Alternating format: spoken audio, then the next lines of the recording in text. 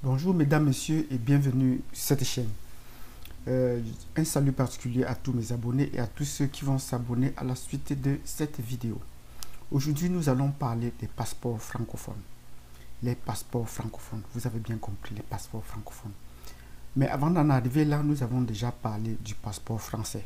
Parce que le passeport français est à l'origine des passeports francophones, puisque la France a colonisé les pays francophones qui ont maintenant certains noms de passeports. Mais nous avons également évalué l'état de ce passeport français. Et aujourd'hui, nous allons parler maintenant des passeports francophones. Nous allons parler des passeports francophones. C'est important que nous parlions des passeports francophones pour voir la place qu'ils occupent globalement au niveau de la planète et la place de chaque passeport au niveau de l'échiquier international. D'entrée de jeu, nous allons vous dire que les passeports francophones sont les mal classés. Et nous allons voir ça à la suite de cette vidéo. Si vous voulez en savoir de façon individuelle et de façon collective, je vous donne rendez-vous dans un instant. Sur ce, à tout à l'heure.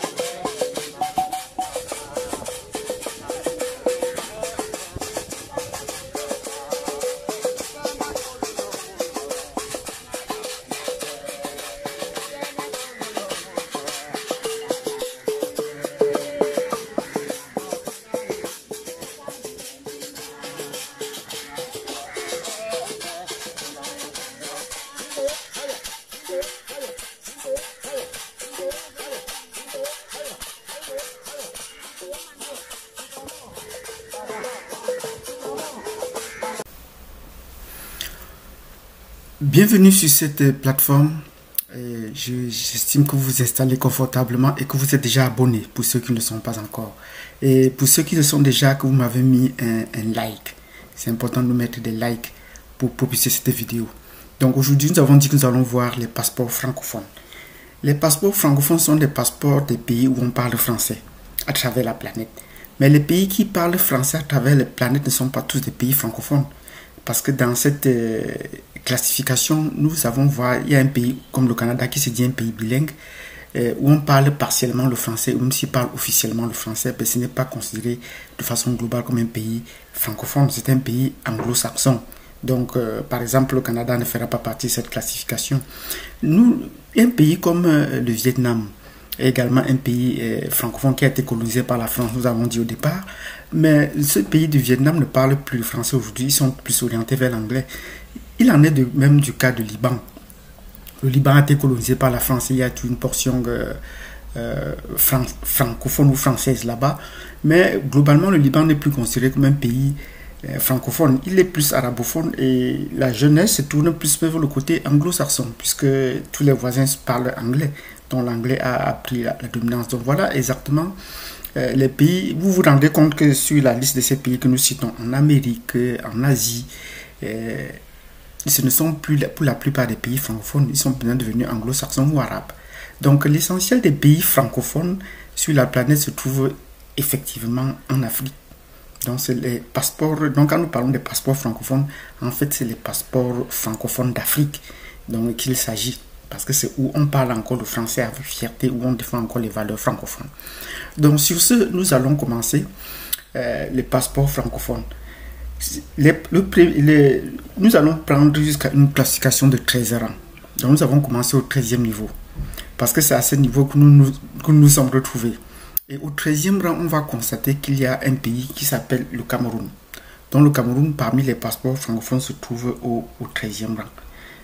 Et ce 13e rang le rang très loin dans la classification, presque au 90e rang mondial.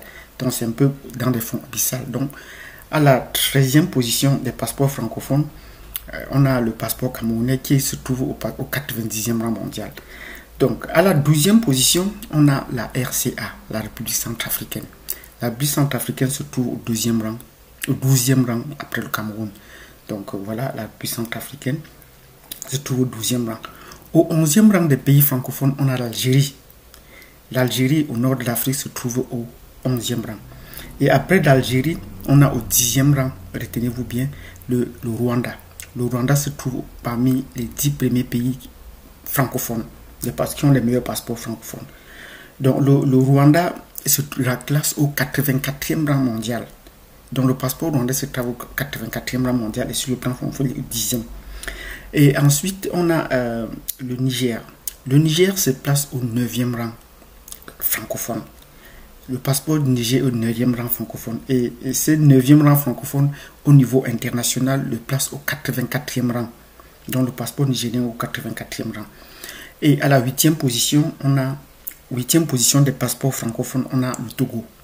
Le Togo est un petit pays de l'Afrique de l'Ouest et son passeport est au 83e rang. Donc voilà le passeport togolais qui est au 83e rang. Au 7e rang, on a le Mali. Le Mali, également un pays de l'Afrique de l'Ouest, se trouve donc au 7e rang des pays francophones, mais se trouve au 82e rang ex-aequo des pays de l'échiquier international.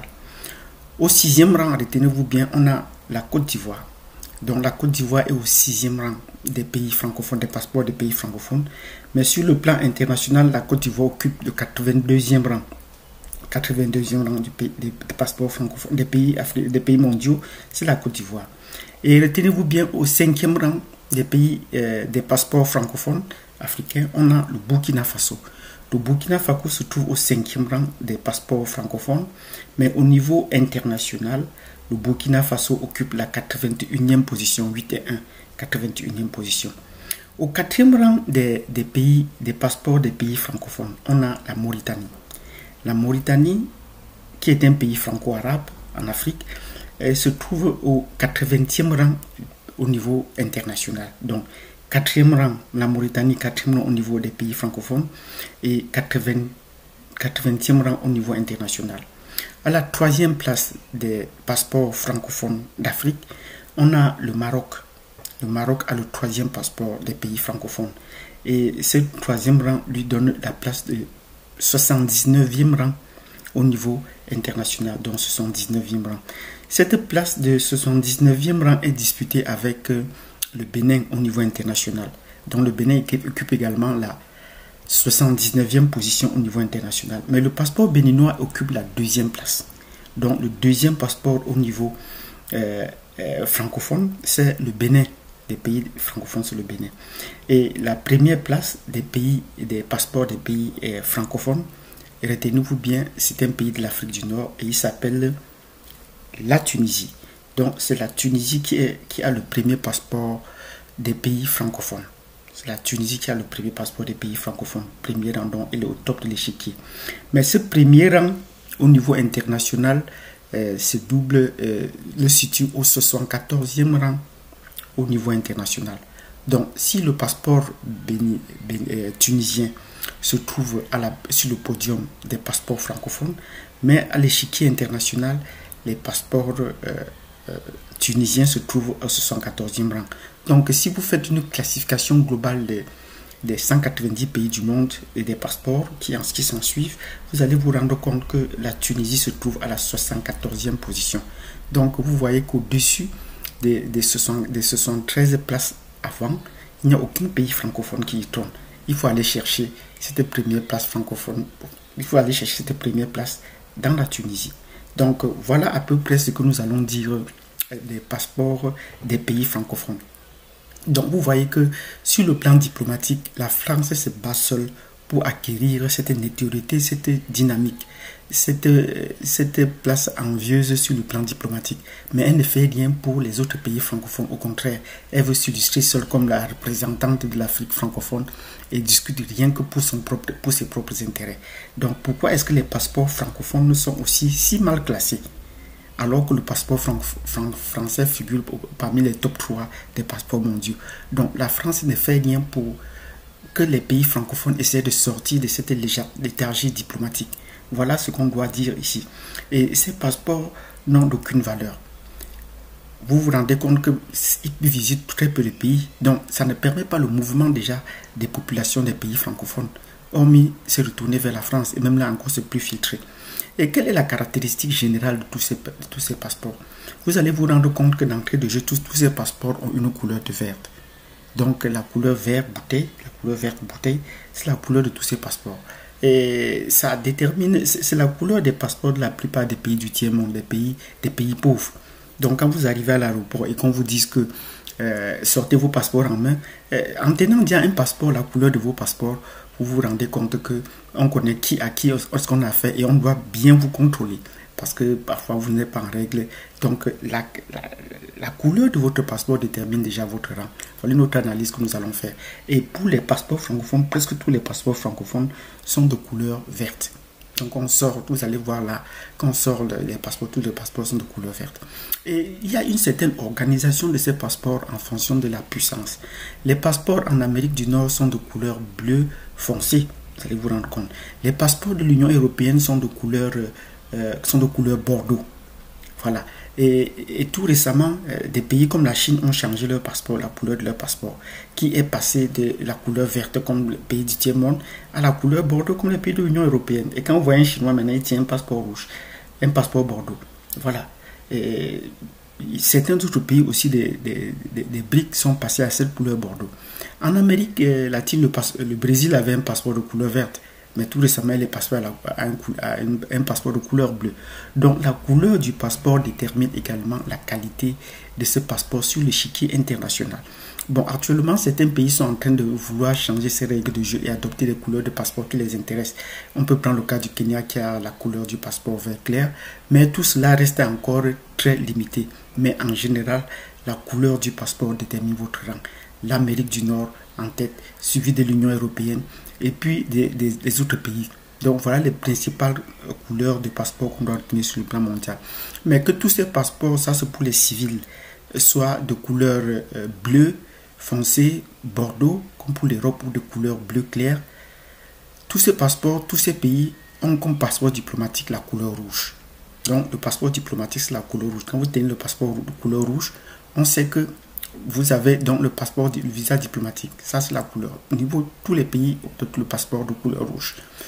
Et les passeports de service, maintenant, peuvent varier d'un pays à l'autre. Certains peuvent utiliser des couleurs bleu clair, d'autres peuvent utiliser les couleurs vert clair, ainsi de suite. Mais les couleurs varient en fonction des pays pour les passeports de service.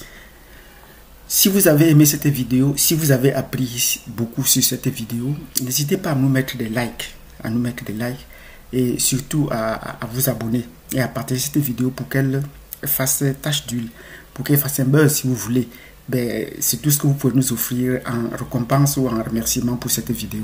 Donc mettez-nous des likes, abonnez-vous et je vous donne rendez-vous à la prochaine vidéo. Merci.